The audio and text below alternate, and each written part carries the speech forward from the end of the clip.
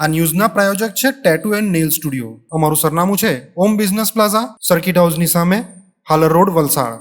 અને પ્રીત estate agency. Flat, બંગલો, plot, વાડી, farm house, factory તેમજ ઓફિસના લેવેચ માટે અથવા ભાડા માટે સંપર્ક કરો.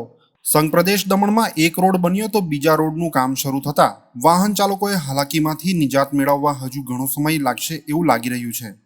દમણના તીનબત્તીથી બેસલોર કોસ્ટલ હાઈવેને સ્પર્શતો રોડ ઘણા મહિના બાદ હવે બનીને તૈયાર થઈ ગયો છે. અંદાજિત 2 કિલોમીટરના રોડ બનાવવા પાછળ 7 થી 8 મહિનાનો સમય લાગ્યો હતો.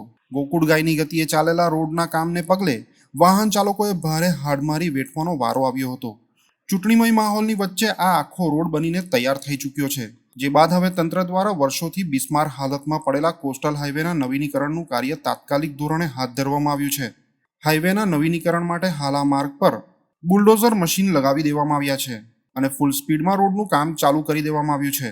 આમ પણ સમારકામના અભાવે પાતલિયાથી ભેંસલોર સુધીનો આ આખો રોડ બિસ્માર હાલતમાં જ હતો. રોડ પર ઠેર ઠેર પડેલા ખાડાઓને કારણે વાહન ચાલકે વાહન ક્યાં હંકારવું તેની ગતાગમ પડતી નહોતી.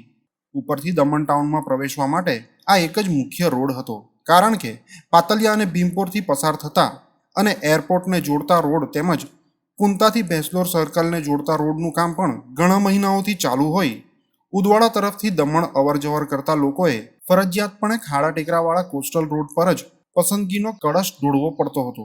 જોકે હાલ આ કોસ્ટલ હાઈવેના નવીનીકરણનું કાર્ય પૂરજોશમાં ચાલુ થતાં લોકોમાં ભારે આનંદની લાગણી વ્યાપી છે. પરંતુ ચોમાસાને આડે એક જ મહિનો બાકી હોય અને જે રીતે મન ફાવે ત્યારે કમોસમી વરસાદ કહેર વરસાવી રહ્યો છે, એ જોતા સમયે શરૂ થયેલા કોસ્ટલ હાઈવેના નવીનીકરણનું કાર્ય ચોમાસા સુધીમાં અથવા ચોમાસા બાદ પૂર્ણ ન થયું તો વાહન ચાલકોએ બદથી બદતર સ્થિતિ માટે તૈયાર રહેવું પડશે.